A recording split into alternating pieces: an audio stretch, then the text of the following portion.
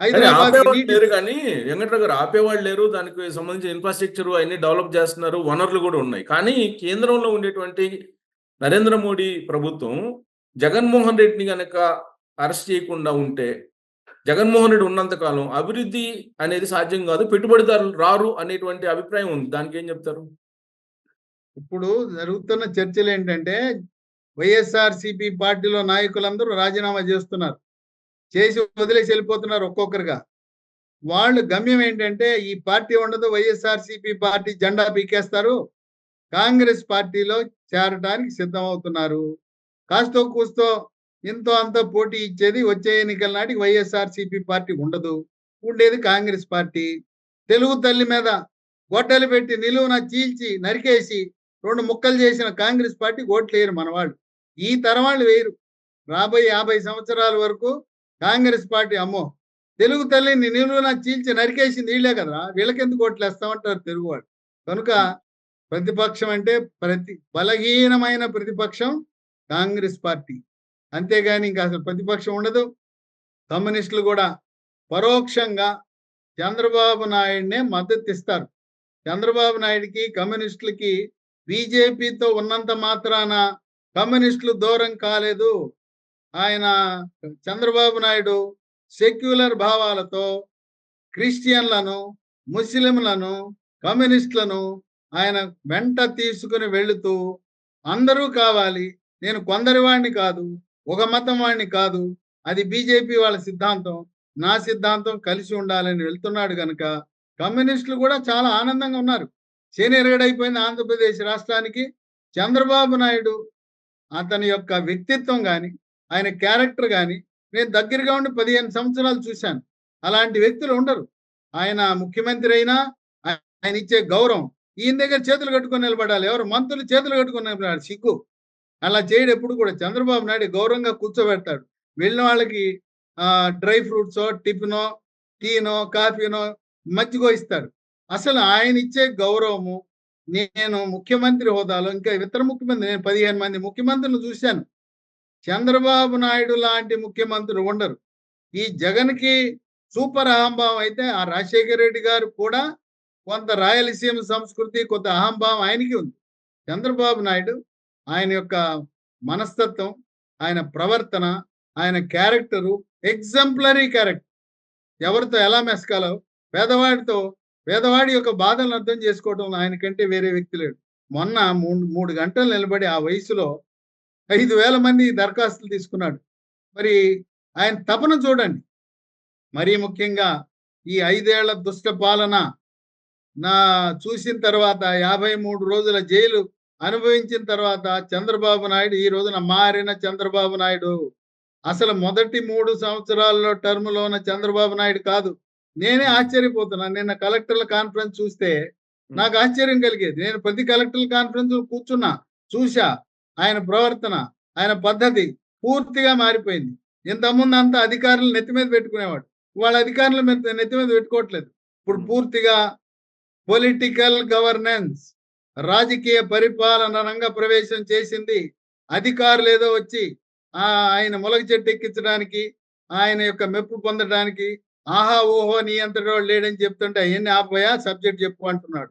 కనుక చంద్రబాబు నాయుడు నేను ఊహించలేదు ఇంత మార్పు ఆయనలో వస్తుందని. ఎందుకంటే మీరు మీరు సుదీర్ఘ కాలం పాటు చంద్రబాబు నాయుడు గారిని దగ్గర నుంచి చూసినటువంటి వాళ్ళు మీరున్నారు సార్. మీరు అనేక వైద్య శిబిరాలు కూడా పెట్టి తెలుగుదేశం పార్టీకి సేవ చేశారు. మీరు సుదీర్ఘ కాలం దశాబ్దాల పాటు చేశారు. ఆయనలో మార్పు వచ్చిందని మీరు అంటున్నారు. మార్పు రాలేదు ఇంకా.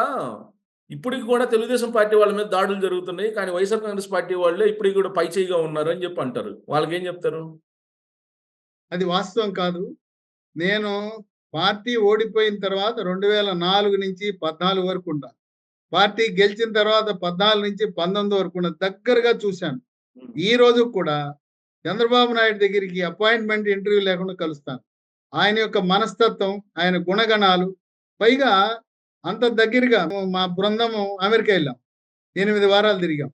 ఉత్తరాఖండ్ వెళ్ళాం. ఉత్తరాఖండ్ మనకేం సంబంధం చెప్పండి. ఉత్తరాఖండ్లో ఆంధ్ర తెలంగాణ వాళ్ళు చిక్కుకుపోయారంటే కమాన్ ఎన్టీఆర్ ట్రస్ట్ వెళ్ళిపోదాం రమ్మనేసి ఎన్టీఆర్ ట్రస్ట్ బృందంతో వెళ్ళాం.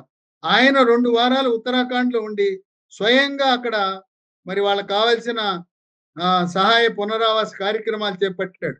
విమానాల్లో ఉత్తరాఖండ్ నుంచి తెప్పించవలసిన అవసరం ఉందా? అప్పుడున్నది కాంగ్రెస్ పాలన. పూర్తిగా కాంగ్రెస్ ప్రభుత్వ వైఫల్యం కాలంలో మరి ఎన్టీఆర్ ట్రస్ట్ తరపున విమానాలు, ప్రత్యేక విమానాలు పెట్టి హైదరాబాద్ వచ్చిన తర్వాత బస్సులు పెట్టి ఓళ్ళలో దింపటం, కారులో దింపటం. ఆ సమయంలో కలిసి పనిచేశాం. ప్రతిరోజు కూడా ఆయన ఒకటే, సేవ ద్వారా రాజకీయాల్లో ప్రజల మనస్సు చూరగొనాలి అంటారు. సేవ సేవ. చంద్రబాబు నాయుడు అధికారంలో లేనప్పుడు కూడా విద్య, ఎన్టీఆర్ మోడల్ స్కూల్ పెట్టాడు. అక్కడ తెలంగాణలో పెట్టారండి. మాకేంటి అంటే ఇక్కడ కృష్ణా జిల్లా చెల్లపల్లిలో పెట్టారు. దాన్ని గండిపేటలో తలదన్నే విధంగా ఇక్కడ ఒక మోడల్ స్కూల్ పెట్టారు.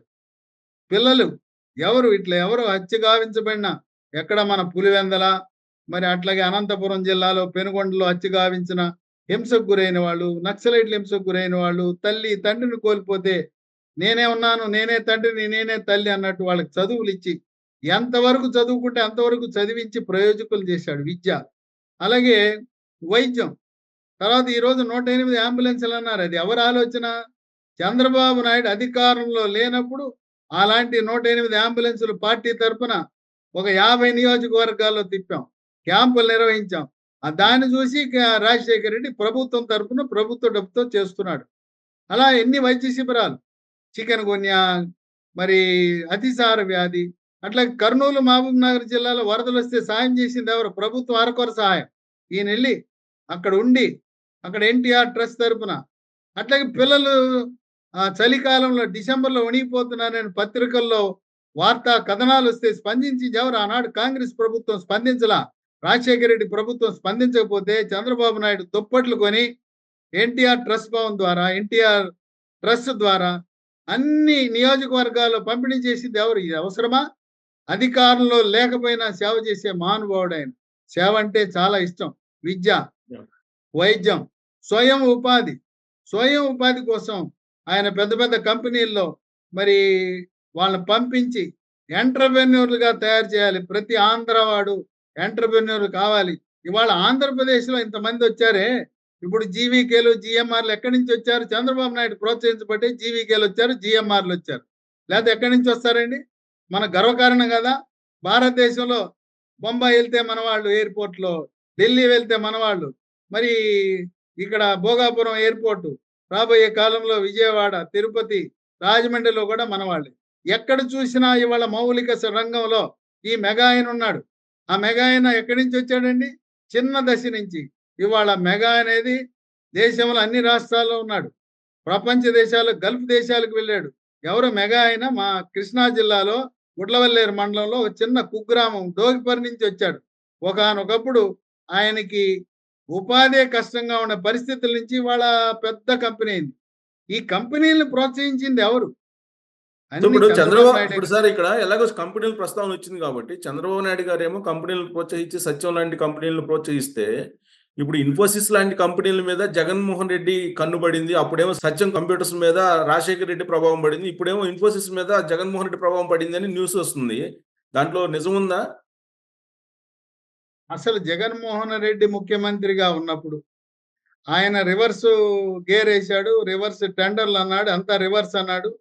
కంపెనీలు కూడా అంతవరకు చాలే, ఇంక విస్తరణ వద్దని వెళ్ళిపోయారు. కొన్ని కంపెనీలు మూసేశారు. వద్దామనుకున్న వాళ్ళు ఆగిపోయారు. ఇవాళ ఒక్క ఉదాహరణ చెప్తానండి. ఎస్ఆర్ఎం యూనివర్సిటీ, మన పక్క రాష్ట్రం. ఆయన మాజీ పార్లమెంట్ సభ్యుడు.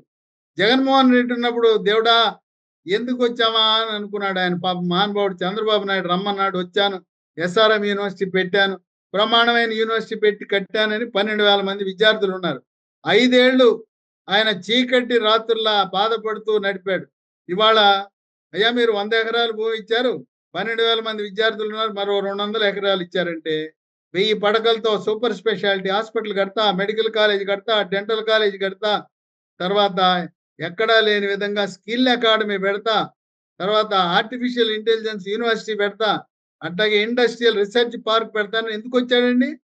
ఇవాళ పారిశ్రామికవేత్తలు, నాకు తెలిసి ఆయన జిందాల్ ఆయన గుంటూరులోనో విశాఖపట్నంలో వేస్ట్ ఎనర్జీ ప్లాంట్లు పెట్టాడు. ఇవాళ చెత్త నుంచి మనకి 35 మెగావాట్ల విద్యుత్ ఉత్పత్తి అవుతా ఉంది. గుంటూరు చుట్టూ ఉన్న 40 మున్సిపాలిటీలు, అట్లాగే విశాఖపట్నం చుట్టూ ఉన్న 15 మున్సిపాలిటీలో ఏ రోజు చెత్త, తడి చెత్త, పొడి చెత్త, జిందాల్ వేస్ట్ ఎనర్జీ ప్లాంట్‌కి వెళ్ళింది. చంద్రబాబు నాయుడు ఆలోచన చూడండి, ఒక్క రూపాయి రాష్ట్ర ప్రభుత్వం ఖర్చు లేకుండా హ్మ్. మనం ఇచ్చేది చెత్త. చెత్త నుంచి విద్యుత్ ఉత్పత్తి చేస్తున్నాం.